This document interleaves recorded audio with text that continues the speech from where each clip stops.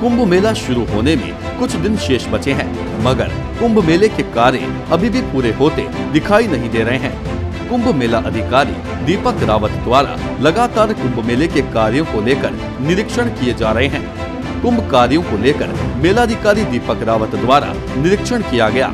हर की पौड़ी के समीप घाटों का निरीक्षण के दौरान कार्य न होने पर मेलाधिकारी दीपक रावत का पारा चढ़ गया और उनके द्वारा अधिकारियों को जमकर फटकार लगाई गई और कार्य जल्द पूरा करने के आदेश दिए। वहीं इस मामले में उत्तराखंड सिंचाई विभाग के अधिशासी अभियंता डीके सिंह से बात की गई तो उन्होंने ये कहकर पल्ला झाड़ लिया कि मुझे इस मामले में कुछ नहीं कहना है। पूरी टीम है वो सभी घाटों के इंस्पेक्शन पे निकली थी।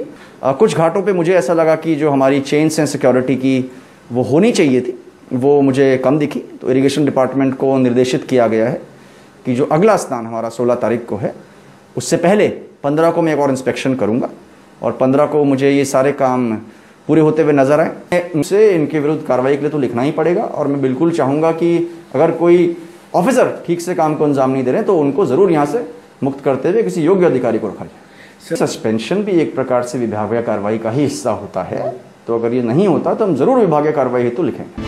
और जितने भी कार्य हैं वो चल रहे हैं। हरिद्वार से वंदना गुप्ता की रिपोर्ट। 4 जिलों में आपदा के दृष्टिगत अत्यधिक संवेदनशील प्रभावित परिवारों को सीएम त्रिवेंद्र सिंह रावत ने सुरक्षित स्थानों पर विस्थापन और पुनर्वास की अनुमति दी है। इसके लिए आपदा प्रबंधन की ओर से भेजे गए प्रस्ताव के अनुसार मानक मदों के अनुसार धनराशि भी जारी करने की मंजूरी दी है। Bureau report, nation one. Haridwar में मंडल रेल प्रबंधक तरुण प्रकाश धर्मनगरी हरिद्वार पहुंचे और हरिद्वार के रेलवे स्टेशन पहुंचकर कुंभ मेले में हरिद्वार आने वाले यात्रियों, श्रद्धालुओं, साधु संतों के लिए होने वाली व्यवस्थाओं और सुविधाओं का जायजा लिया। इस दौरान मंडल रेल प्रबंधक ने कुंभ मेले के लिए हरिद्वार रेलवे स्टेशन पर बनाए गए मेला कंट्रोल रूम का निरीक्षण भी किया। वहीं हरिद्वार रेलवे स्टेशन का जायजा लेने के बाद मंडल रेल प्रबंधक ने कुंभ मेले के लिए अलग से कोई विशेष ट्रेन संचालित न करने की बात भी कही। रेलवे तो 2021 कुंभ मेले के लिए अपने सभी जितने भी उन लोग को अपने काम करने थे हमारे तकरीबन ख़त्म हो चुके हैं और हम कुंभ मेले के किसी भी स्थिति से निपटने के लिए तैयार हैं। देखिए, कोरोना के लिए जो स्टेट गवर्नमेंट की गाइडलाइन हमें प्राप्त होंगी। हरिद्वार से वंदना गुप्ता की रिपोर्ट। छत्तीसगढ़ के जांजगीर चांपा के खरौद में शासकीय भूमि पर कब्जाधारियों की बाढ़ सी आ गई है। पूरा मामला नगर panchayat Kharaud ward number 1, ward 15 और वार्ड नंबर 13 में कई लोगों ने एक व्यवसाय समझ लिया है।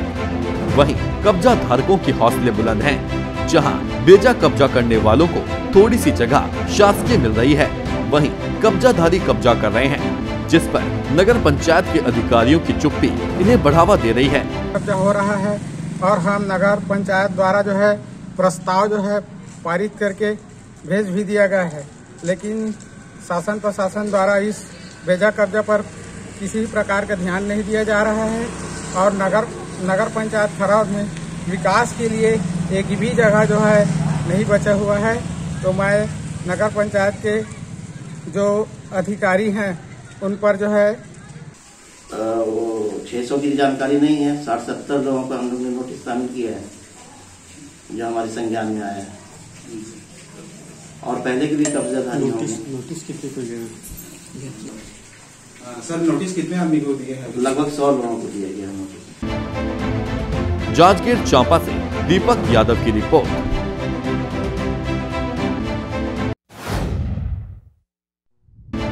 छत्तीसगढ़ के पूर्व मुख्यमंत्री एवं भारतीय जनता पार्टी के राष्ट्रीय उपाध्यक्ष डॉक्टर रमन सिंह आज राजनांदगांव भाजपा कार्यालय में पंडित दीनदयाल उपाध्याय की पुण्यतिथि के अवसर पर आयोजित कार्यक्रम में शामिल हुए। इस अवसर पर उन्होंने कहा कि जनसंघ के संस्थापक पंडित दीनदयाल उपाध्याय जी ने अंत्योदय के लिए काम किया है और वे मानववाद के परिणेता रहे हैं। उन्होंने अंतिम व्यक्ति तक की चिंता की है। जांजगीर चांपा से दीपक यादव की रिपोर्ट। जांजगीर चांपा के बलौदा में कोतवाली पुलिस ने नगर में नशीली दवाइयों का अवैध व्यापार करने वाले 4 आरोपियों को गिरफ्तार कर लिया है। ये कार्रवाई मुखबिर से सूचना मिलते ही घेराबंदी कर की गई, जिससे मौके पर 4 व्यक्ति मिले। आरोपियों से स्पासमो प्रॉक्सीवॉन की 23,000 से अधिक मूल्य की 460 स्ट्रिप और 3600 टैबलेट मिली है। जांजगीर चांपा से दीपक यादव की रिपोर्ट। एमपी के उज्जैन में कलेक्टर आशीष सिंह ने गेहूं उपार्जन में सुविधा प्रदान करने के लिए पंजीयन हेतु डीएसओ लॉगिन से पंजीयन करने के लिए समिति गठित करने के आदेश दिए हैं। समिति में अपर कलेक्टर उपार्जन, जिला आपूर्ति नियंत्रक, उपायुक्त सहकारिता, जिला विपणन अधिकारी, जिला सूचना विज्ञान अधिकारी, अधीक्षक भू अभिलेखक, महाप्रबंधक जिला सहकारी केंद्रीय बैंक को रखा गया है। उज्जैन से गोपाल आंजना की रिपोर्ट। एक और जहां भाजपा सरकार द्वारा किसानों के सम्मान में कसीदे गढ़े जा रहे हैं, वहीं एमपी के मंदसौर जिले के राजस्व विभाग के कुछ पटवारियों की लापरवाही सरकार को कटघरे में खड़ा कर रही है। हाथों में महामहिम राष्ट्रपति कोविंद के नाम का पत्र दिखा रही ये महिला मध्य प्रदेश के मंदसौर जिले के शामगढ़ तहसील के आगर गांव की रहने वाली है। महामहिम को लेकर एक पत्र में महिला किसान बसंती बाई लाहौर ने अपना दर्द बयां करते हुए लिखा कि गांव में मेरी 0.41 हेक्टेयर मतलब केवल 2 बीघा रकबे की छोटी सी जमीन है, जिस पर उपजे अनाज से मेरा परिवार चलाने में थोड़ा सहयोग मिल जाता है। लेकिन पिछले कई समय से मेरे खेत पर जाने के रास्ते को गांव के दबंग परमानंद पाटीदार और उसके बेटे लवकुश पाटीदार ने बंद कर दिया है। 4 और स्थापित होना है हमारे देश में, जिसमें एक हम लोग ने मांग किया है और इसका पत्र भी माननीय मुख्यमंत्री के द्वारा चला भी गया है और हम लोग स्वयं जाके केंद्रीय स्वास्थ्य मंत्री, ये एक बहुत बड़ा उपलब्धि होगा अगर वो उस तरह का लैब हमको मिल जाएगा। उसके अतिरिक्त हमारे बहुत सारे छोटे लैब भी बनने जा रहे हैं हर जनपद में। क्रिटिकल केयर का जो व्यवस्था है ये भी लगभग 602 तो पूरे देश में है, मगर मैं मानता हूं कि कुछ न कुछ हम लोग को इसमें भी मिलेगा। इसका सब पत्र बना के हम लोग ऑलरेडी अपना दे चुके हैं। मंदसौर से अजय शर्मा की रिपोर्ट। यूपी के सुल्तानपुर पहुंचे सूबे के स्वास्थ्य और जिले के प्रभारी मंत्री जय प्रताप सिंह द्वारा आज जिला पंचायत सभागार में प्रेस वार्ता का आयोजन किया गया। इस दौरान उन्होंने केंद्र सरकार द्वारा पेश किए गए बजट की सराहना करते हुए उसकी खूबियां गिनाई। मंत्री जय प्रताप सिंह ने कहा कि वैश्विक कोरोना महामारी के बावजूद आत्मनिर्भर भारत बनाने की तरफ बढ़ते हुए ये बजट पेश किया गया है। सुल्तानपुर से राजकुमार शर्मा की रिपोर्ट।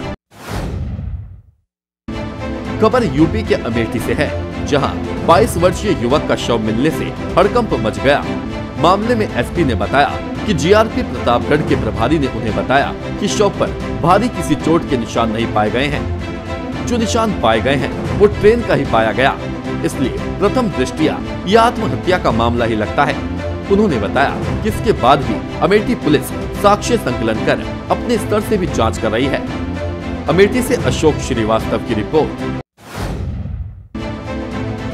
यूपी के सुल्तानपुर में अनियंत्रित कार ने बाइक सवार छात्रों को टक्कर मार दी। इस हादसे में बाइक सवार एक छात्र की मौके पर मौत हो गई, जबकि पीछे बैठा छात्र गंभीर रूप से घायल हो गया। आनंद फानन में घायल छात्र को इलाज के लिए अस्पताल भिजवाया गया। वहीं घटना से गुस्साए छात्र जिलाधिकारी आवास के सामने पहुंचे और सड़क पर जाम लगा दिया।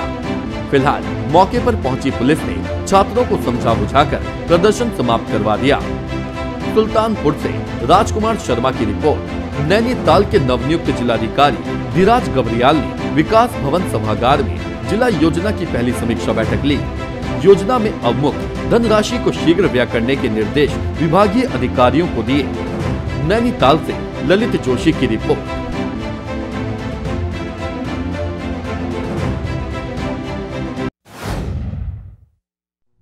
खबर अमेठी से है, जहां कोविड के टीकाकरण का अभियान चलाते हुए दूसरे चरण में सीआरपीएफ सेंटर त्रिशुंडी में भी लगभग 500 जवानों को वैक्सीन लगाने का लक्ष्य रखा गया।